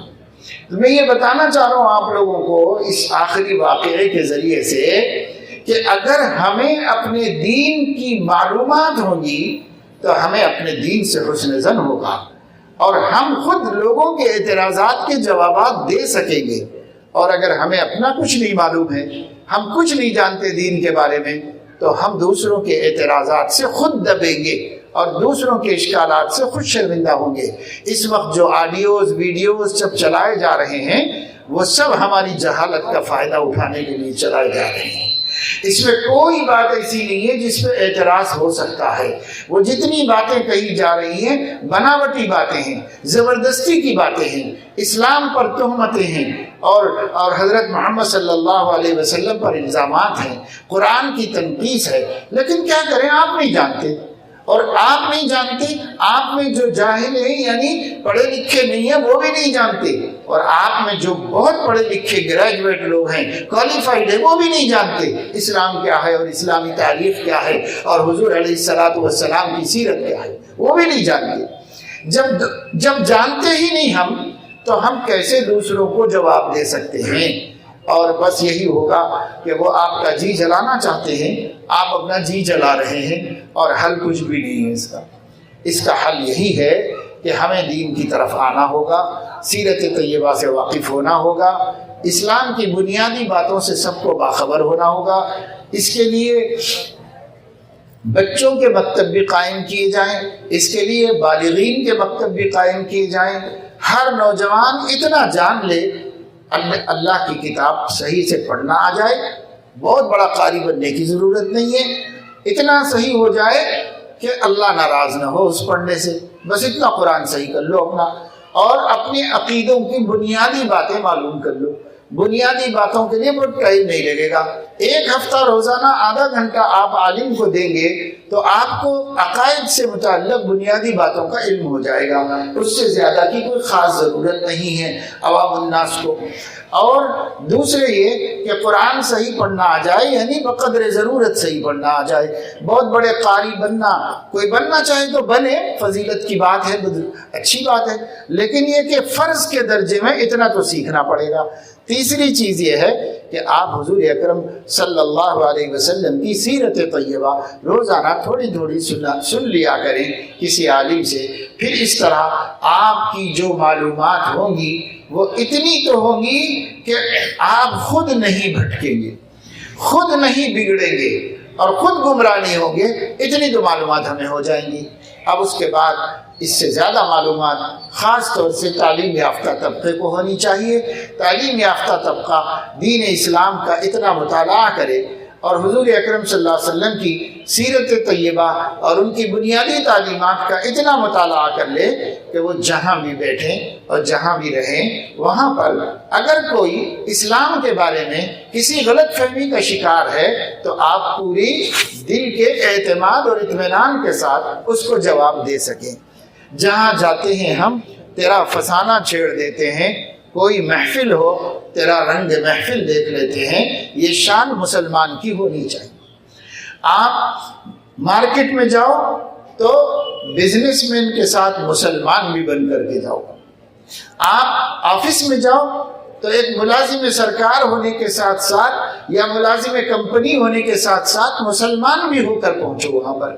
ہر جگہ ہم اسلام کے نمائندہ ہوں اور ہر جگہ ہم اپنے نبی صلی اللہ علیہ وسلم کی علامت اور پہچان بن کر کے جائیں۔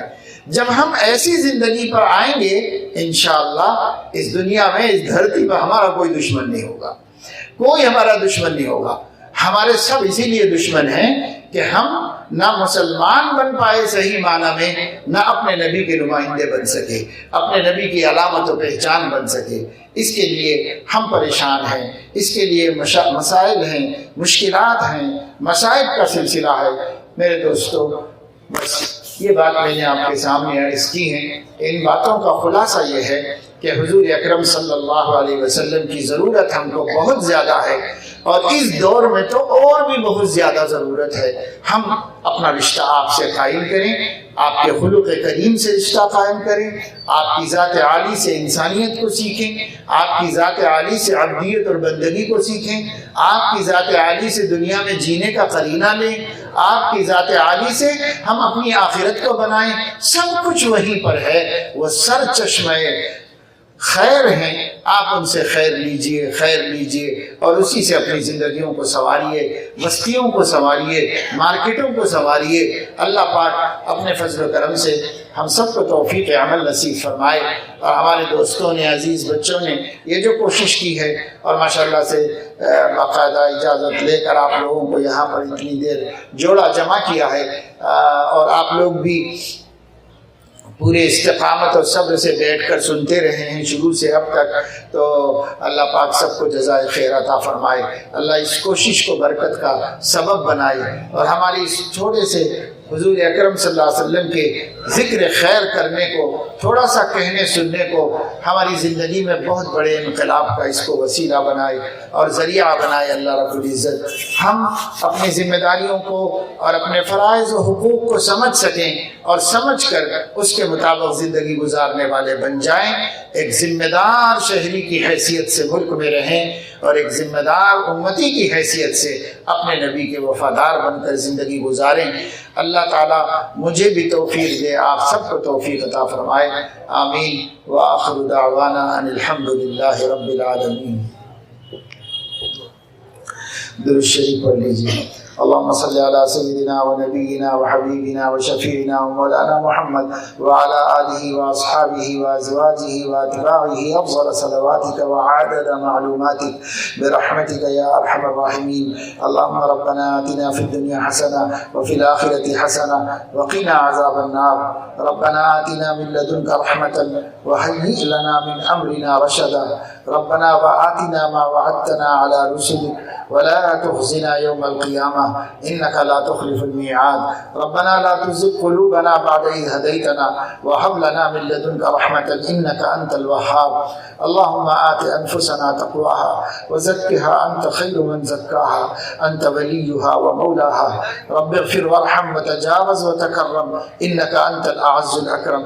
اللهم إن قلوبنا ونواصينا وجوارحنا بيدك لم تملكنا منها شيئا، فإذا فعلت ذلك بنا فكن أنت ولينا واهدنا إلى سواء السبيل۔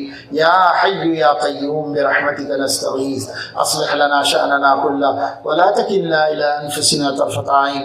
اللهم اقسم لنا من خشيتك ما تحول به بيننا وبين معصيتك، ومن طاعتك ما تبلغنا به جنتك، ومن اليقين ما تهون به علينا مصائب الدنيا، ومتع اللهم بأسماعنا وأبصارنا وقوتنا ما أحييتنا، واجعله الوارث منا واجعل ثأرنا على من ظلمنا وانصرنا على من عادانا ولا تجعل مصيبتنا في ديننا ولا تجعل مصيبتنا في ديننا ولا تجعل الدنيا أكبر همنا ولا مبلغ علمنا ولا غاية رغبتنا ولا إلى النار مصيرنا واجعل الجنة هي دارنا. اللهم لا تسلط علينا بذنوبنا من لا يخافك فينا ولا يرحمنا برحمتك یا ارحم الراحمین. مولا کریم اپنے کرم سے ہمارے گناہوں کو معاف فرما، ہماری خطاؤں لغزشوں کو درگزر فرما، ہم سب کو صراط مستقیم پر استقامت نصیب فرما.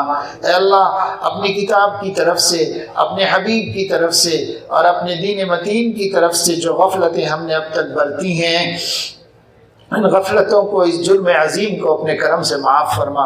جو زندگیاں باقی ہیں اس میں اپنی ذمہ داریوں کو سمجھنے اور اپنی ذمہ داریوں کو نبھانے کی توفیق نصیب فرما. اے اللہ ہمیں ہر طریقے سے خیر کو مقدر فرما، ہر شر سے ہماری حفاظت فرما، ہر بدامنی سے ہماری حفاظت فرما، امن و امان کو ہمارے لیے مقدر فرما. اے مولا کریم اس امن و امان کا فائدہ اٹھاتے ہوئے دین اسلام کو خود سمجھنے اور دین اسلام کو اقوام عالم کے سامنے پیش کرنے کی ہمیں توفیق نصیب فرما. اے مولا کریم کرم کا، رحم کا، عافیت کا، نصرت کا معاملہ